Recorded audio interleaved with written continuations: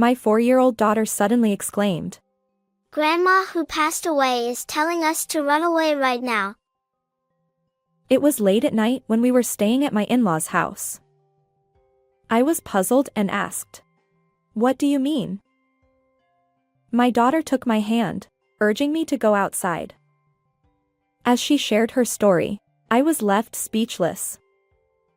She has always possessed a mysterious ability, and in that moment, fear overwhelmed me. I never imagined that person would be involved in something like this. I've never been more terrified of human beings. Michael, who is 4 years younger than me, and I met when I was 34, and a year later, we got married. We built a house about a 10-minute drive from his parents' place and started our newlywed life. Olivia, let's be happy together from now on.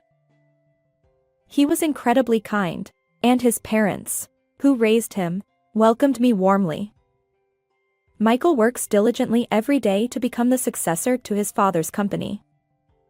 To support him, I quit my full-time job and started working part-time with more flexible hours. Then there's my sister-in-law, Sophia, who scoffs and says, "Working part-time? Aren't you just relying on Michael to take it easy?" She's never been fond of me since our early days of marriage. Sophia is around the same age as me but enjoys the single life and lives alone. She looks like a career-driven woman, if you ask me. I used to admire her lifestyle and respected her. I even thought that if I had continued working as a full-time employee, I might have ended up like her. Sophia often makes Michael run errands for her. "Michael, I want some ice cream. You can use the change however you like." He complies, and it's a common conversation we hear when everyone gathers at the in-laws' house. Sophia has always doted on Michael, and he rarely opposes her, despite being in his mid-30s. As an only child, I sometimes envy their relationship. I wish I could get along with Sophia, I thought. But contrary to my expectations, she often treats me harshly. She was somewhat overbearing and would occasionally visit our home when my husband wasn't around. "Olivia, there's a hair on the floor." I've been busy with work today. I was planning to clean later. "You're just working part-time, right? Stop making excuses and get it done. It's a pity that Michael has to live in such a dirty place." Sighing, I complied with her demands. As I cleaned, she'd march into the kitchen and help herself to the half-prepared dishes, tasting them without permission. The flavor is so bland. How can you make something this awful?" It's not finished yet. "I wonder why Michael ended up marrying someone like you." She never bothered to listen to my side of the story, always bringing up Michael's name. And truth be told, I wasn't particularly skilled at housework, so I felt somewhat resigned to her criticisms. However, there were some things I simply couldn't tolerate. "You only have flashy clothes, don't you? And yet, your underwear is so plain." She'd open my closet without permission and inspect its contents. "Sophia, please stop." No matter how much I pleaded, she remained nonchalant, often wearing a malicious expression that made me wonder if she enjoyed seeing me uncomfortable. Sophia even checks inside my closet. I've told her multiple times, but it doesn't work. "Can't you talk to her?" I appealed to my husband when he returned home. His response was off-kilter. Really? Maybe she's just curious about what kind of person my wife is. Yet, despite our conversation, he took no action. I felt disappointed by Michael's lack of support.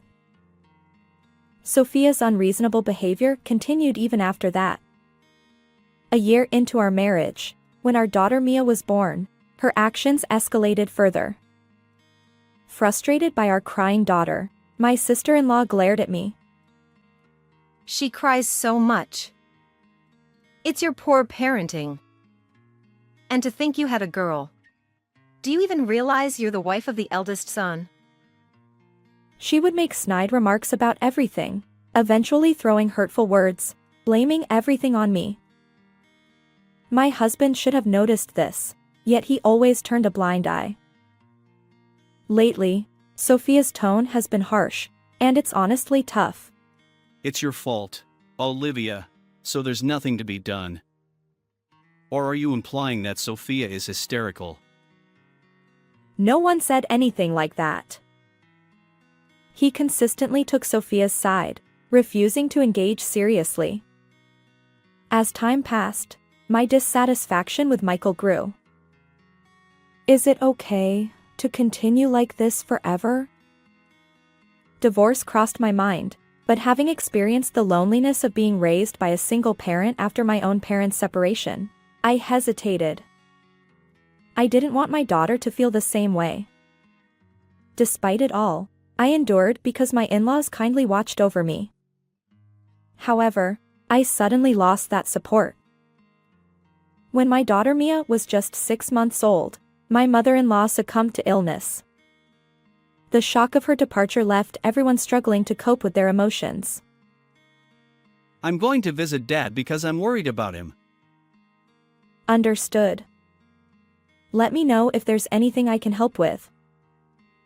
During this time, my husband frequently visited his father's home, leaving me and my daughter behind. Sometimes he returned late at night. I asked about the reason. Dad feels lonely being alone. But you see your dad at work too, right? Can't you ask Sophia to help with family matters? You're quite heartless. Even though Dad is feeling lonely, you're suggesting I leave him? That's not what I meant. Although I initially expressed my desire for more quality time with our adorable daughter, I realized that parents are important too. I remained silent after that. As time passed, our daughter Mia turned 4. Michael continued his daily visits to his father's house, and his return home was always late at night. I confronted him about his behavior. Michael, you've been busy lately, right? Isn't it difficult for you to keep checking on your dad's well-being? I can go in your place. However, he insisted. Don't visit my dad's house. Sophia wouldn't like it, and I don't want unnecessary conflicts. His determination to keep me away from the family home raised suspicions. I decided to defy his instructions and visit my father-in-law myself. To my surprise, my father-in-law welcomed me with a smile. I've been taking cooking classes and enjoying it, He said happily. His demeanor was completely different from what Michael had described. And then, my father-in-law accidentally let slip a revealing statement that left me astonished. After a few weeks since that incident, one day, my husband suddenly said, Why don't we all gather at my dad's house and have a meal? I hesitated, thinking, but Sophia wouldn't like it if I visited your dad. His unexpected suggestion made me suspicious. He continued. It's fine. Sophia invited us today. So, are you coming? Hurry up and get ready. Michael seemed unusually flustered. Despite the difference from our usual routine, I agreed to my husband's invitation, and the 3 of us, my daughter, him, and I, headed to his dad's home. Upon arriving at my in-laws' house, a delightful aroma greeted me at the entrance. My sister-in-law, Sophia, welcomed me with a smile. Olivia, welcome. I've been preparing dinner while waiting for you. She ushered me inside, handing treats and toys to my daughter, Mia. Although I had braced myself for her usual snide remarks, Sophia's kindness caught me off guard this time. Still, I remained cautious. I shouldn't let my guard down. Maybe she'll play some culinary tricks to spite me. But my suspicions were unfounded. Michael told me about your favorite dishes. I hope they suit your taste. As I surveyed the table, I found an array of my favorite foods. Grateful, I replied. Thank you. Yet, lingering disbelief colored my emotions. Sophia added playfully. Don't worry, there's no poison or anything. I never thought otherwise. Then, unexpectedly, Sophia apologized. Olivia, I've been mean to you all this time. I don't expect forgiveness, but I hope we can get along from now on. Despite my reservations, I decided against further animosity. I smiled back at Sophia, willing to make an effort to bridge the gap. Great. Since we're the same age, let's chat about various things. Oh, how about staying overnight today? But I haven't prepared anything. You can use my cosmetics. Right? Let's do that. Michael, it's fine, isn't it? Caught up in Sophia's pace, I had no chance to refuse. I guess this is an important step toward getting along. With that thought, I decided to accept her invitation. Sophia was a great conversationalist, and before I knew it, I was genuinely enjoying our time together. The hours flew by, and the three of us, our family, ended up sleeping in the room with my late mother-in-law's memorial portrait. I must have misunderstood Sophia. From now on, I'll try to be more understanding. That's great. I'm happy that you two are getting along. As our daughter slept soundly between us, I drifted off into a dream. However, it was in the middle of the night. Mom, we need to escape right now. Grandma, who passed away, said so. Mia suddenly shouted loudly, jolting me awake. Startled by her voice, I sat up. What? What's going on? Despite my grogginess, I sought confirmation from my daughter. Since my mother-in-law had passed away when Mia was around 6 months old, she shouldn't remember anything. I wondered if Mia was still half asleep, but her eyes were wide open, and she wore an anxious expression. If we stay like this, we'll be killed. Mia tugged at my hand, urging me to leave the room. As I glanced to tell my husband about the situation, he wasn't there. He should have been asleep.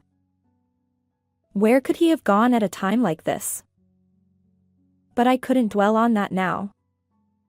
I chose to trust Mia's words and escape. Actually, my daughter possessed a mysterious power. When my friends were all pregnant one after another, she accurately predicted the gender of each baby in their bellies. She also warned me when Michael was about to get injured. Michael did indeed hurt himself by slipping on the stairs, but luckily, it was just a minor sprain. However, since that incident, both Michael and Sophia started avoiding Mia, saying she's creepy. It's natural for some people to feel that way, so we decided to keep this power a secret between Mia and me. Grandpa needs to escape with us too. Mia stopped in front of her grandfather's room, entered, and gently shook him awake. Grandpa, wake up. Quickly. We'll explain later, but please come with us and escape. Startled by our urgent voices, my father-in-law jumped up, though he seemed puzzled by the situation.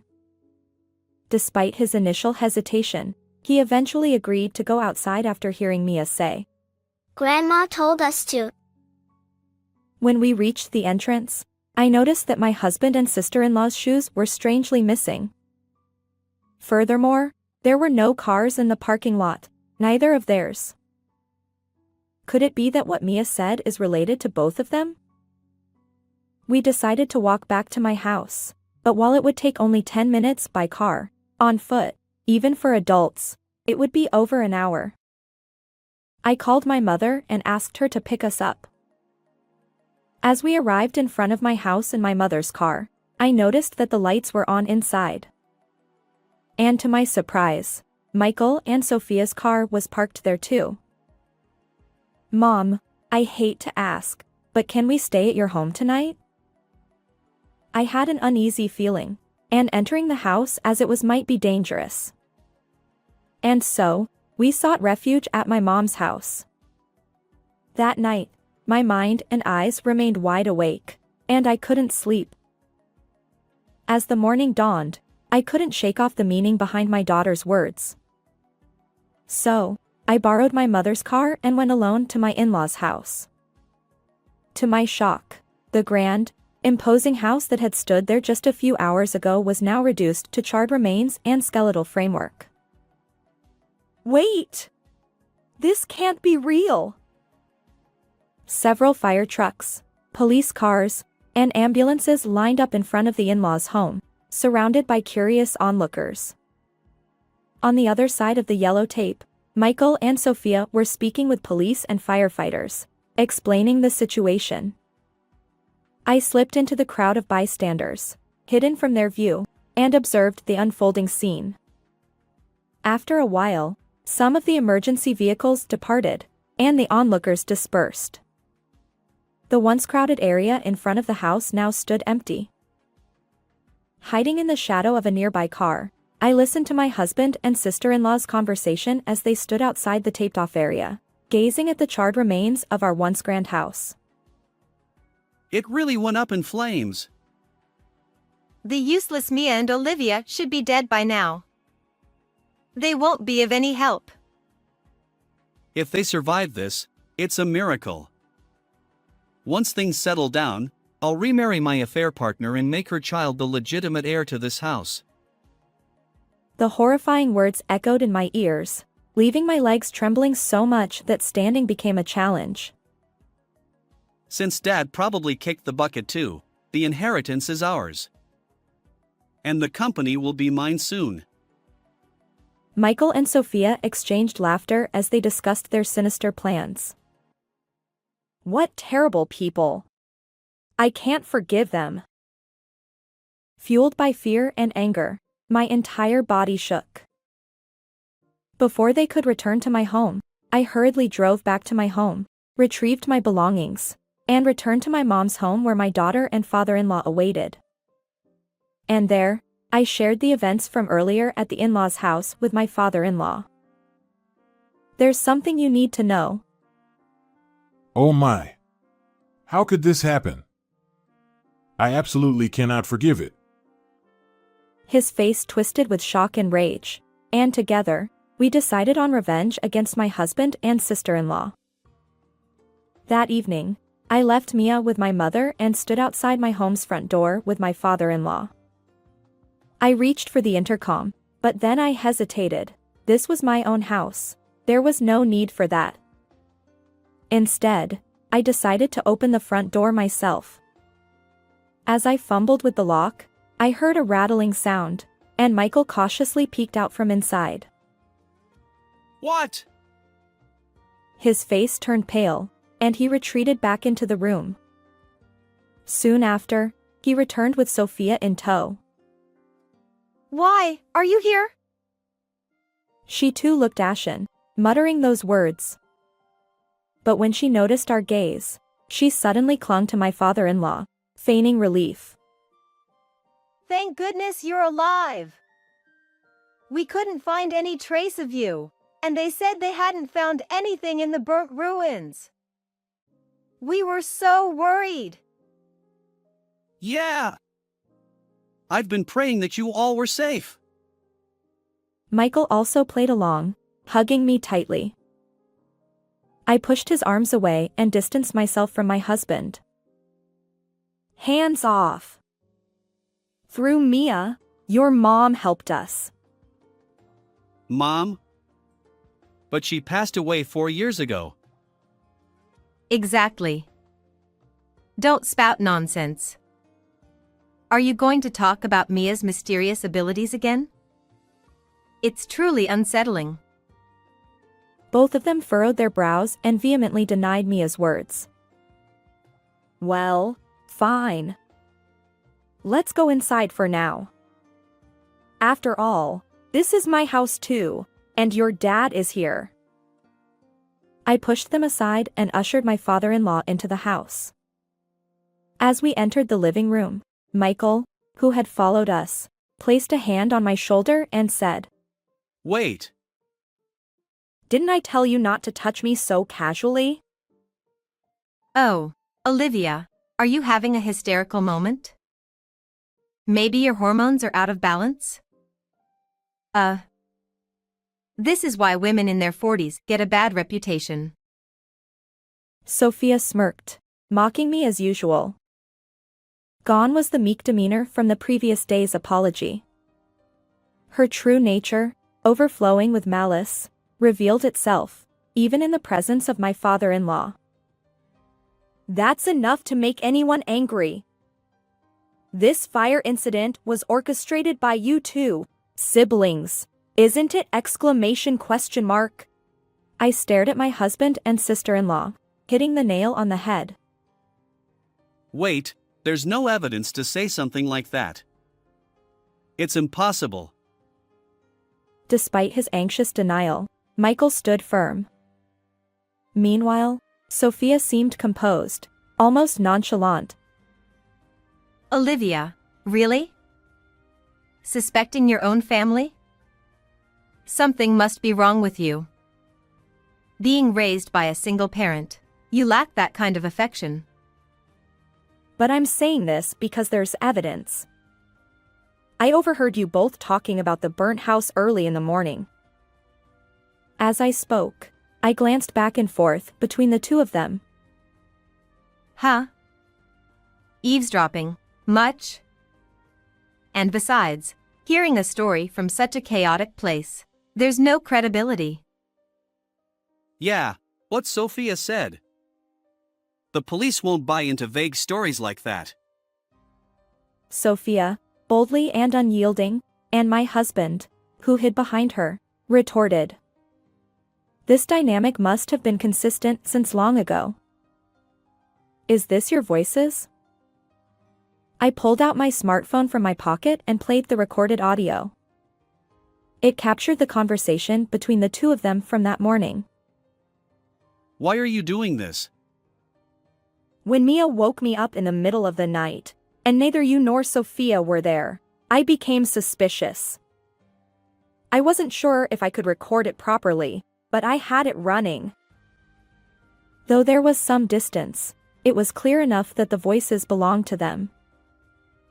Confronted with the audio evidence, Michael and Sophia fell silent. I'll submit this to the police.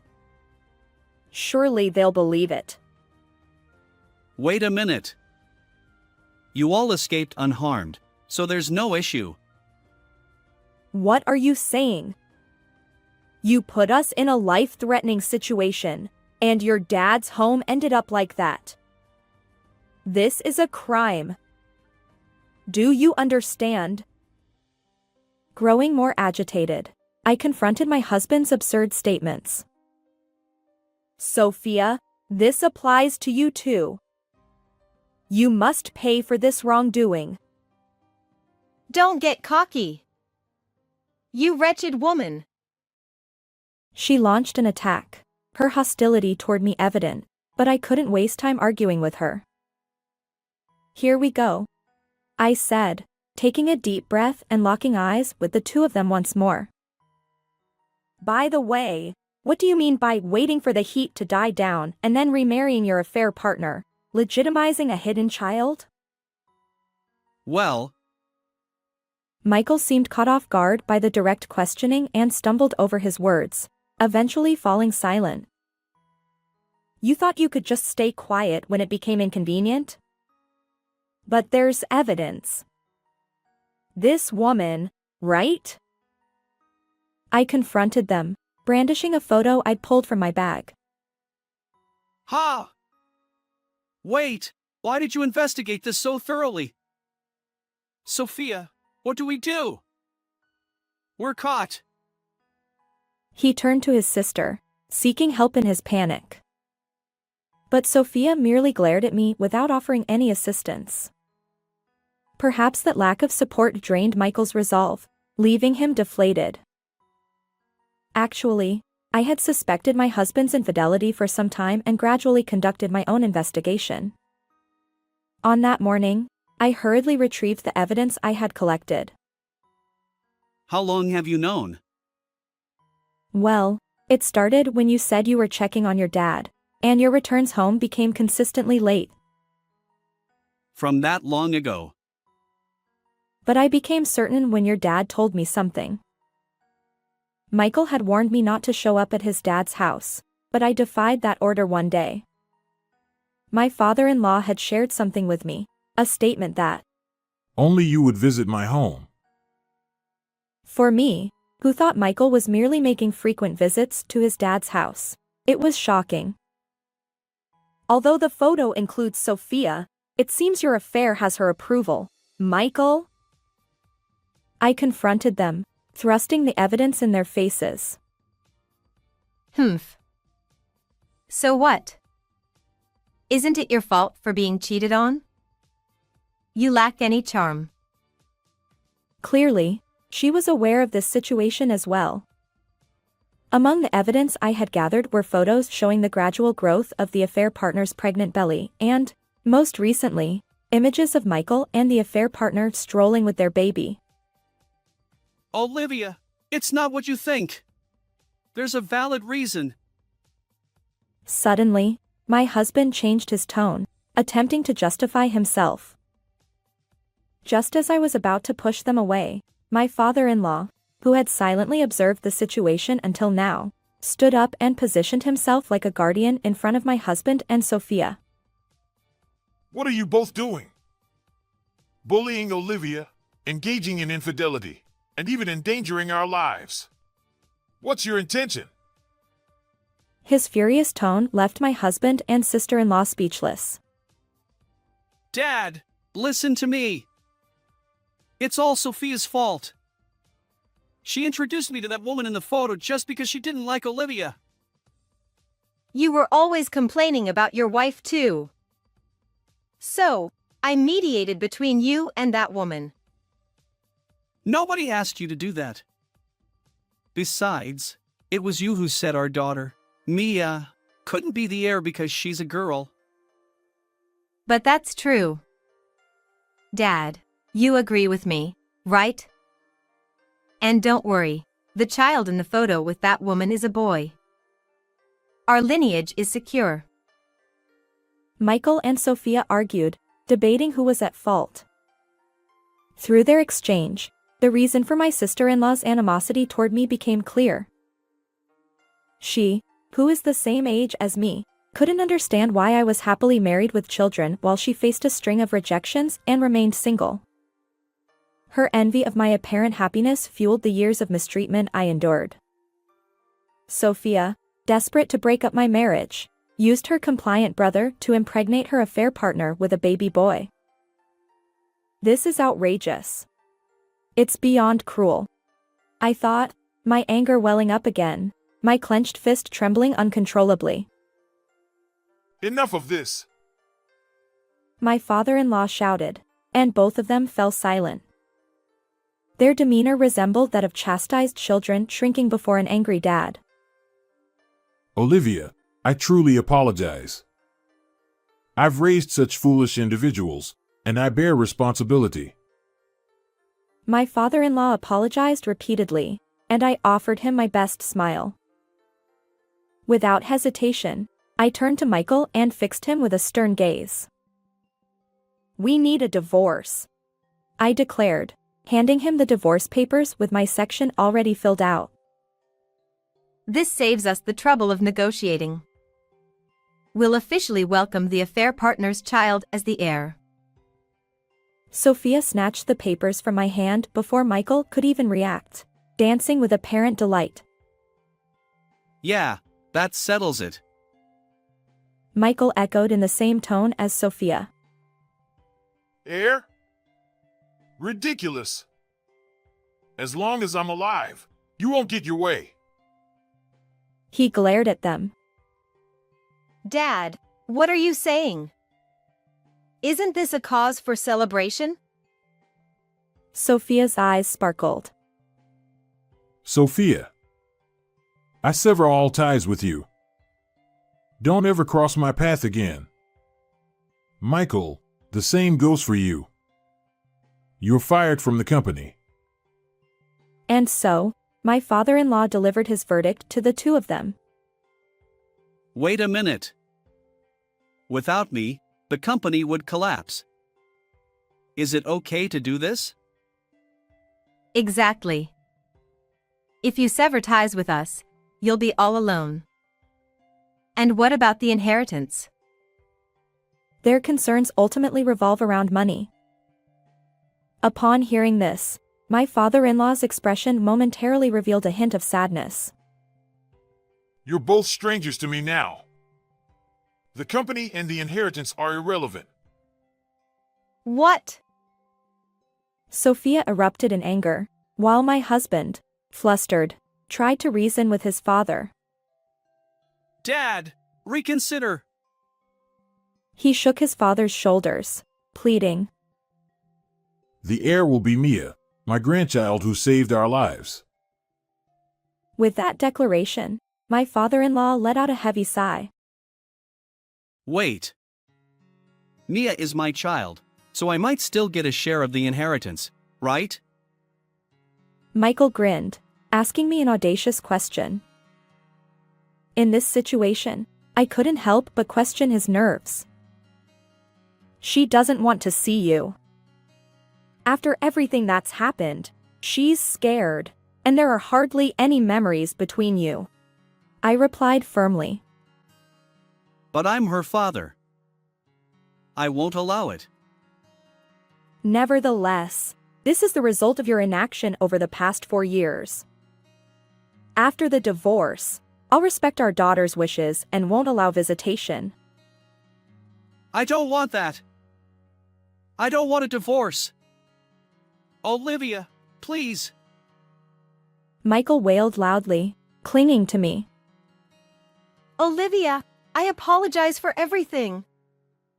Please convince Dad to reconsider. Even Sophia, seeking mediation, pleaded with me. Although you two might be preoccupied with divorce and estrangement, both of you need to go to the police now regarding the fire incident. Do you understand? Please don't involve the police. I'll be a better husband and dad.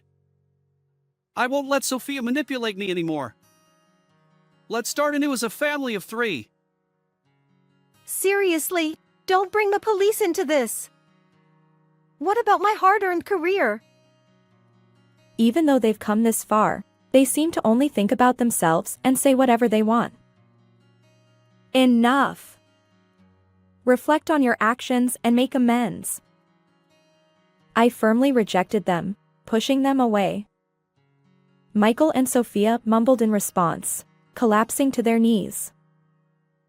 Afterward, I took my husband and sister-in-law to the police station and submitted the audio evidence. Both of them confessed, and they were arrested in connection with the recent fire incident. The divorce with Michael was finalized, and he agreed to pay $20,000 in alimony for the affair, along with monthly child support of $400 for our daughter, Mia. Since he'll be behind bars for a while, I intend to collect those payments when he's released. As a bonus, I also received a tidy $7,000 in compensation from the affair partner. Sophia faced the same fate, with her conviction confirmed. She lost her job, of course. Abandoned by her father and separated from the brother she doted on, she's now all alone. Well, it's a consequence of her own actions. My father-in-law, with whom I still maintain contact, is determined to keep working until Mia becomes the heir. Our daughter is enthusiastic about becoming the president of a grandpa's company. These days, life is peaceful, and I feel truly happy. How did you find this story? If you enjoyed it, consider subscribing to our channel. Until next time. My name is Judy. I've been married to my husband, Dennis, for 15 years. My life has been overwhelmingly busy and incredibly stressful. This is all because of my selfish mother-in-law, my opportunistic sister-in-law, and my useless husband who never cared about our family. The root of the problem started with my father-in-law opening a tax accounting office at the in-laws' house. My mother-in-law noticed my background, saying, "Having a level 2 bookkeeping qualification is just perfect." And that's when my luck ran out, and I was forced into living with them. "Since you're at home anyway, you can handle the housework, right?" She said so, and began to pile on daily chores like cleaning and cooking, in addition to assisting with my father-in-law's office work. She always looked for an opportunity to go shopping or dine out whenever she had free time. She had a personality of favoritism towards those who she liked, and her favorite was my brother-in-law's wife, Nicole. My brother-in-law and his wife, who live about an hour away by train, have kids, and whenever they have time off, they all come over. Technically, they do give my mother-in-law a heads up before visiting. "Leave the kids to me." She says this with such confidence. Nicole also takes advantage of my mother-in-law's words. Okay then, we'll come over tomorrow. It's such a carefree response, not considering our plans even a bit. And true to my mother-in-law's take-it-easy words, Nicole wouldn't lift a finger to help with the kids, leaving everything to me. She seems quite pleased with herself about it. We have one daughter, while they have 3 boys. They eat a lot, so cooking for them is quite a task. Are you planning to put me to work on my precious day off? When I asked Nicole for help with meal preparations, she would get upset. I have other work besides housework, and I don't have enough time. If I insisted, my mother-in-law would step in. "Are you looking down on Nicole because she's a housewife? Let her relax at least while she's here. You're really being mean." Exactly. Being a housewife is so tough. You're so thoughtful and kind. I just love you. Nicole would then smile at my mother-in-law and take her arm affectionately. Every time I remembered her smug face as she walked away, my anger boiled inside me. And just when I felt like I was going bald from the stress, my husband added insult to injury. When I complained about my mother-in-law and Nicole's behavior, my husband responded with, "Housework is your job, isn't it? You always end up doing it alone even though you say you're busy, so why do you ask for help? You're just trying to push your responsibilities onto them, aren't you?" Well, that's the kind of response I got. Why do I have to take care of their family too? If that's a wife's job, then there's nothing you can do about it. If you don't like it, do you want a divorce? You, who don't have any significant qualifications, can you even get a divorce? He knew I couldn't, and he smirked. My husband, whom I thought I married for love, became increasingly cold towards me as our honeymoon phase passed. Perhaps he didn't like that I prioritized my job over him, or that my father-in-law had high expectations of me. That jealous jerk. While screaming this internally, I remained silent without arguing back. "Hey, I'm busy studying for exams." He casually ended the conversation. My husband seems to want to take over the tax accounting firm, but he keeps failing the exams. You don't have any significant qualifications either. I wanted to shout this out, but in these tough job market times, leaving home with just a level 2 bookkeeping qualification is scary. I told myself that it's not the right time yet. Among the enemies in my in-laws' house, my father-in-law was the only one in a neutral position. He may be a useless guy who doesn't care about household matters and leaves everything to my mother-in-law's control. But on the other hand, he's someone worthy of respect as a professional. Unlike my mother-in-law and husband, who dump everything on me, he takes the time to teach me his work thoroughly and even suggested I become a tax accountant. Having a goal makes it surprisingly easier to overcome hardships. The future goal my father-in-law gave me became my anchor. I studied diligently in between busy schedules, passing each subject one by one. The joy I felt when I finally passed all the subjects is unforgettable. With practical experience under my belt, I got registered as a tax accountant, and both in name and reality, I became a member supporting my father-in-law's firm. It seemed that my husband didn't appreciate me starting to work as a tax accountant. He became openly cold towards me. When I tried to offer words of encouragement while he was studying for his exams, he snapped. Are you looking down on me? You're such an unsympathetic woman. He'd also bring up my brother-in-law and saying, He's lucky, isn't he? Nicole is beautiful. Why did I end up marrying someone like you? We only have one daughter. Even my mother doesn't like you. You're the worst wife. He would belittle me like this. My mother-in-law continued to dote on Nicole, favoring her children over mine. Nicole took advantage of this, acting selfishly and even once leaving her kids with us to go on a trip with my brother-in-law. Nicole is such a good girl. She even thinks of us and brings back souvenirs when we can't go on trips. And compared to her, you always have a sour face and act all high and mighty just because you became a tax accountant. Honestly, you're such a terrible daughter-in-law. I had grown accustomed to my mother-in-law's snide remarks, and I honestly found myself torn. I had prepared divorce papers, fully intending to divorce once I became a tax accountant, but when it came down to it, I didn't know when the right time would be.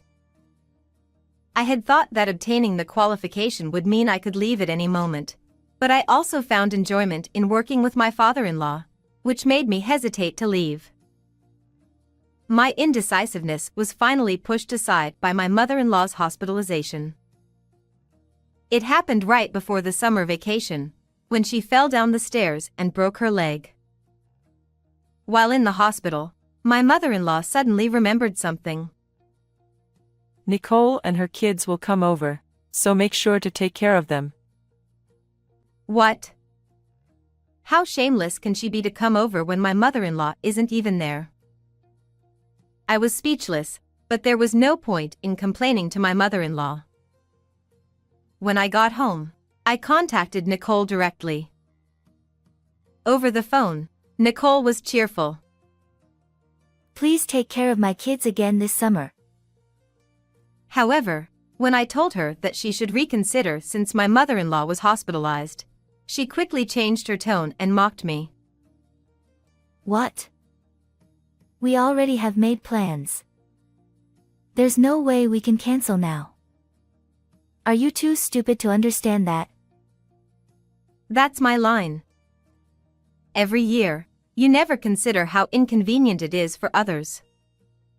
Enough is enough. I have work to do.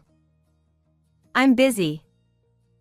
And you want to leave your kids and go on a long trip with your husband? Don't be ridiculous. Do not come over. I talked back to her, leaving Nicole silent for a moment. How dare you talk to me like that? You're hated by our mother-in-law anyway. I'm going to tell on you. She then hung up abruptly. It seems she quickly tattled to my mother-in-law, who then told my husband. He called me over immediately. I heard you told Nicole not to come over. You're absolutely the worst. I'm really disappointed in you this time. You're so heartless. We're getting a divorce. Who's really the worst one here? When I thought that, something inside me snapped. Yes, this is the day I've been waiting for. The day I can make a decision. All right. I'll divorce you. I calmly replied as I handed him the divorce papers I had prepared. Huh.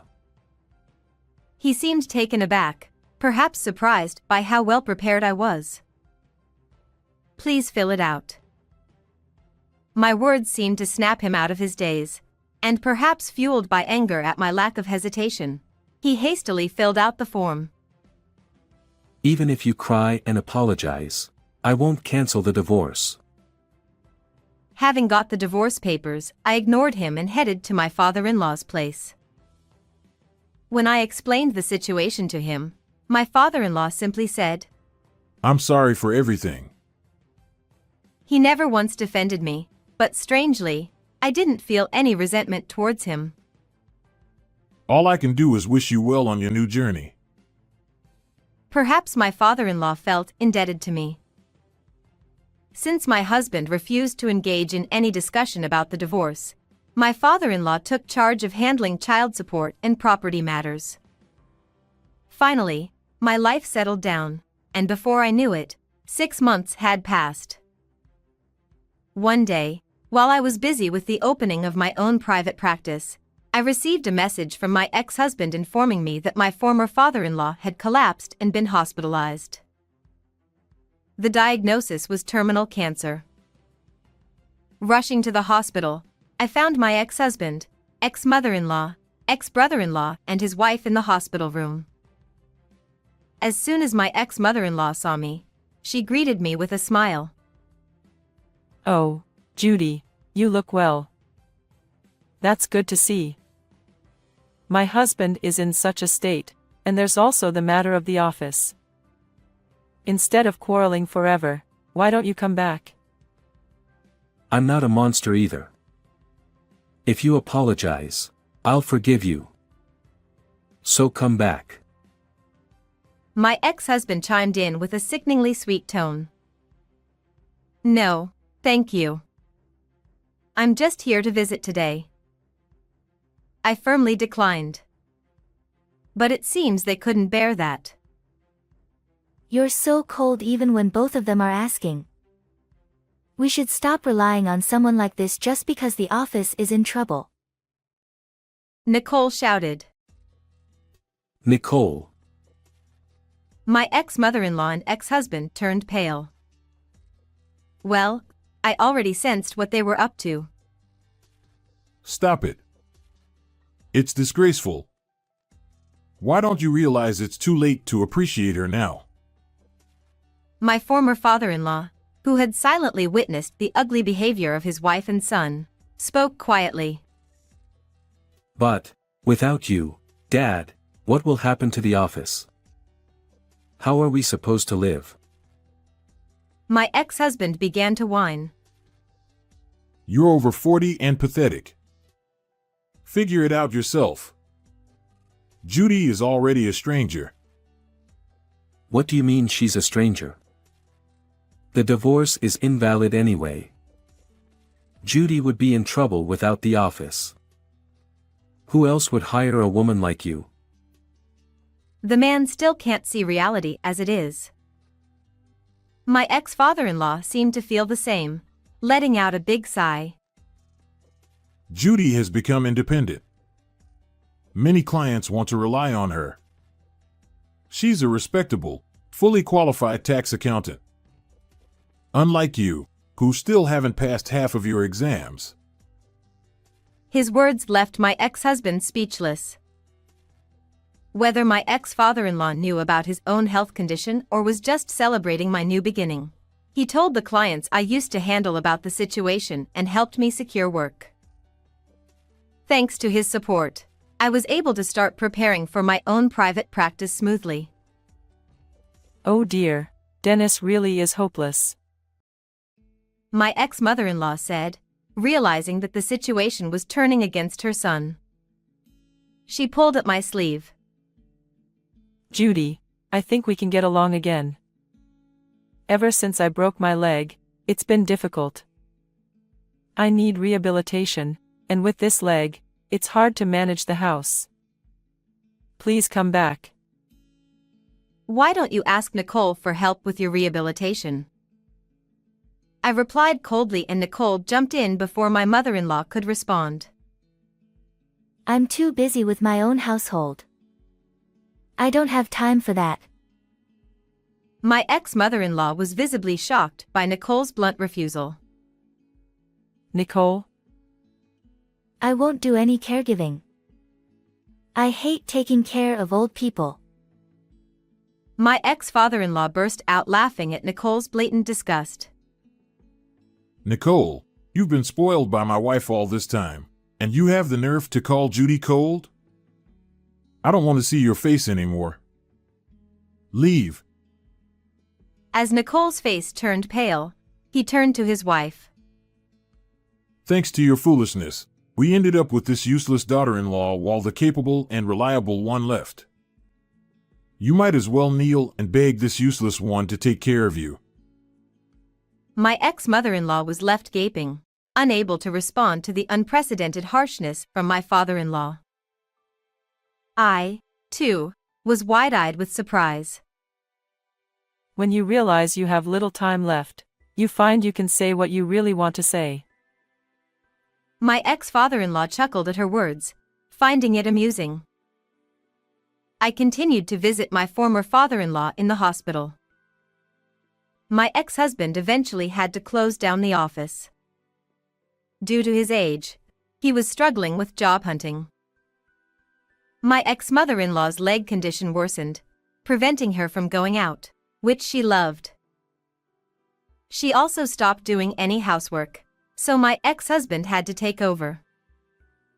Since he was incapable of doing much, the house became a mess. He must be having a hard time. Nicole hasn't visited the in-laws since that incident. My ex-brother-in-law seems to have lost all affection for a wife who refuses to care for his mother, and the atmosphere at home has grown cold.